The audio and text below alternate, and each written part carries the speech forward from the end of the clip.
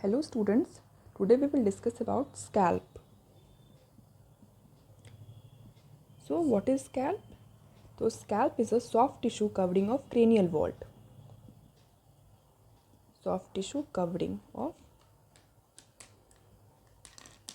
cranial vault. जो हमारे cranium को जो कवर करके रखता है सॉफ्ट टिश्यू, उसको हम स्कैल्प कहते हैं. ठीक है. और इसके 5 लेयर होते हैं. ठीक है. It has 5 layers. पहले हम देखेंगे इसका एक्सटेंड, मतलब ये कहाँ से कहाँ तक एक्सटेंड करता है, एक्सटेंशन इसका. तो एंटीरियरली जो है इसका एक्सटेंशन है सुप्रा ऑर्बिटल रिज तक, सुप्रा ऑर्बिटल मार्जिन तक, सुप्रा orbital margin.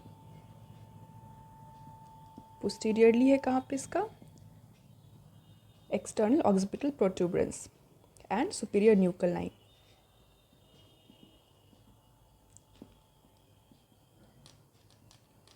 And superior nuchal line. अब ये एक्सटर्नल ऑक्सिपिटल प्रोट्यूबरेंस और सुपीरियर न्यूकल लाइन क्या होता है?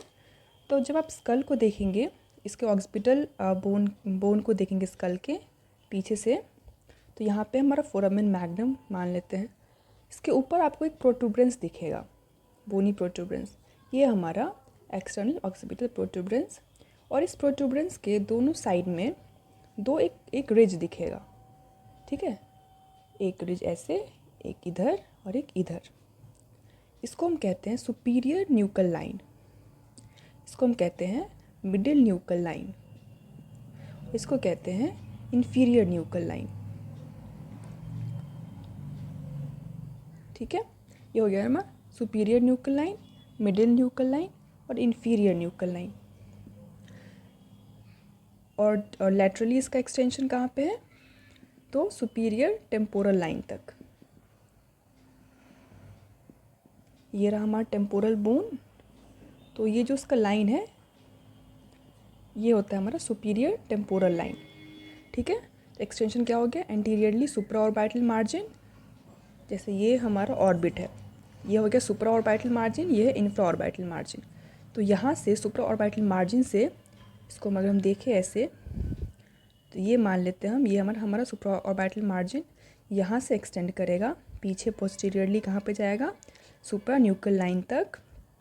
ठीक है. और लैटरली टेम्पोरल लाइन तक. ये हो जाता है हमारा स्कैल्प. ये हो गया आई. ठीक है. ये जो पार्ट है इसको कहते हैं स्कैल्प.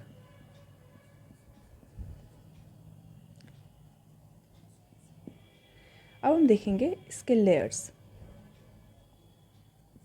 ठीक है. तो इसके 5 लेयर्स हैं. सबसे पहला हो गया हमारा S for skin, C for connective tissue और सुपरफिशियल फेशिया,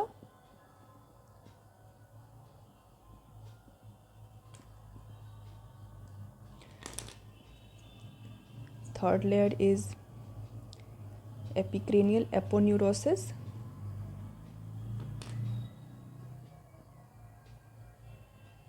और galea एपोन्यूरोटिका.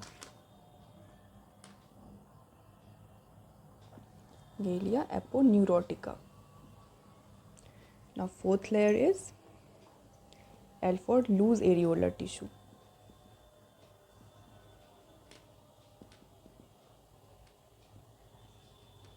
And fifth layer is P for pericranium.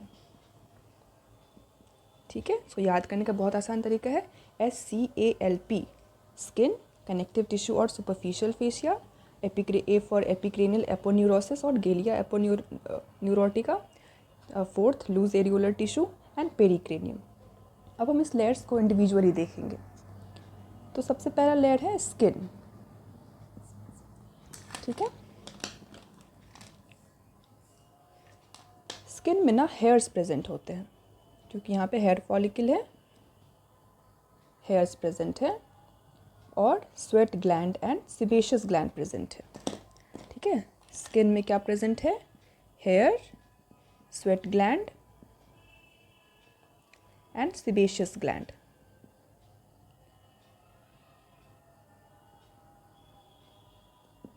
ठीक है।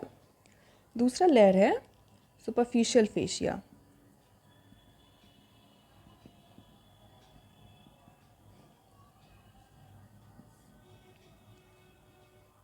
ठीक है, इस लेयर में ब्लड वेसल्स प्रेजेंट होते हैं। इस लेयर में ब्लड वेसल्स प्रेजेंट हैं और nerves, blood vessels and nerves. और ये क्या करता है, ये स्किन को मतलब लेयर 1 को लेयर 3 से बाइंड करता है। ठीक है, ये स्किन को एपिक्रेनियल एपोन्यूरोसिस से बाइंड करता है। ये हमारा एपिक्रेनियल एपोन्यूरोसिस। ठीक है, अब जो थर्ड लेयर है इसका वो है एपिक्रेनियल एपोन्यूरोसिस।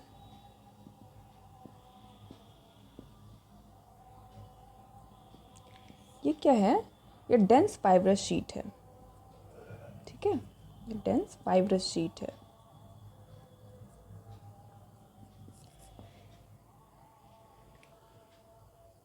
स्कैल्प का एक बहुत ही इंपॉर्टेंट मसल होता है ऑक्सीपिटो फ्रंटालिस मसल।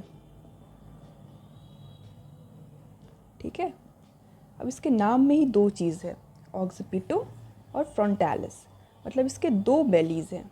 इस मसल के दो बेलीज हैं।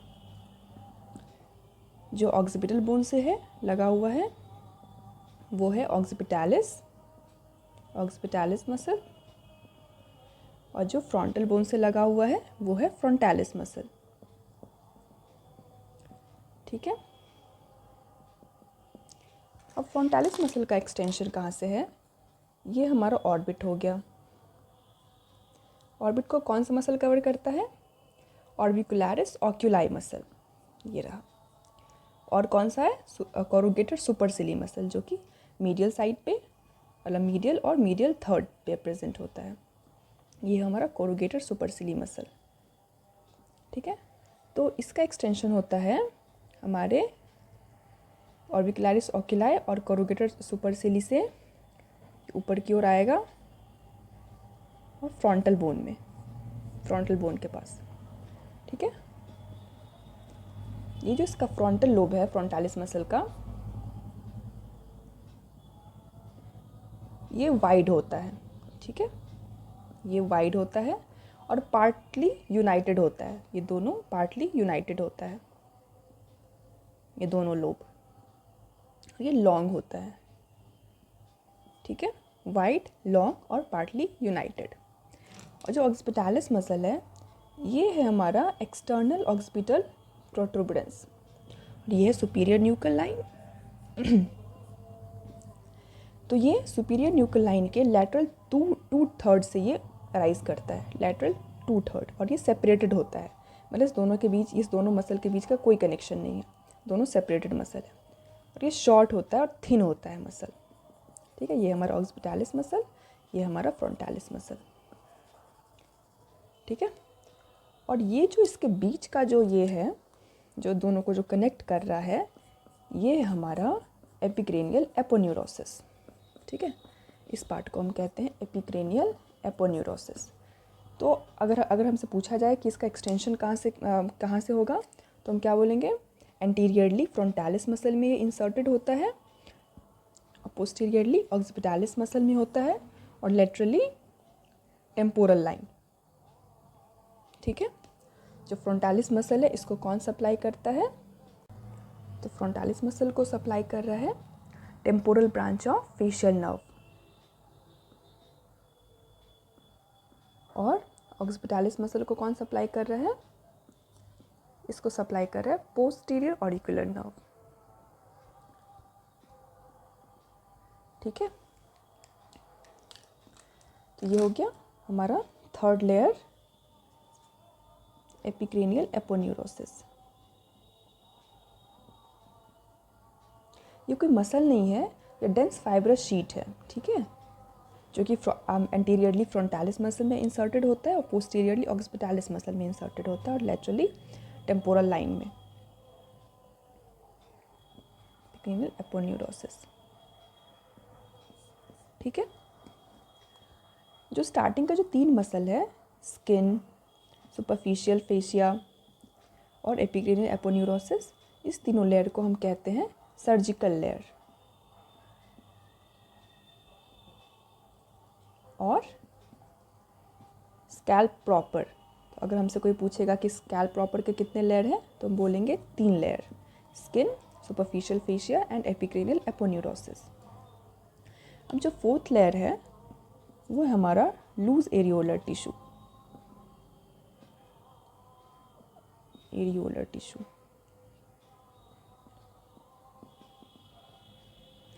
ठीक है। इसका एक्सटेंशन कहाँ से है, तो एंटीरियरली ये एक्सटेंड करता है अपर आईलिड से पोस्टीरियरली कहाँ पे, सुपीरियर न्यूकल लाइन में,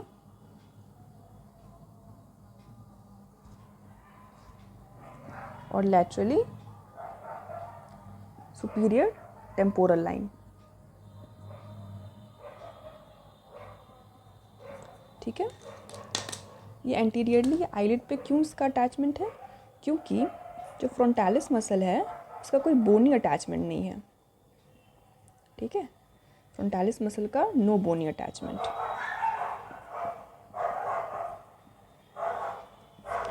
जो इसका सबसे इम्पॉर्टेंट चीज़ ये है कि इसमें एमिसरी वेन्स प्रेजेंट है, एमिसरी वेन। और एमिसरी वेन क्या करता है, ये सारे एक्स्ट्रा क्रेनियल साइनसेस को इंट्राक्रेनियल साइनस से कनेक्ट करता है, ठीक है।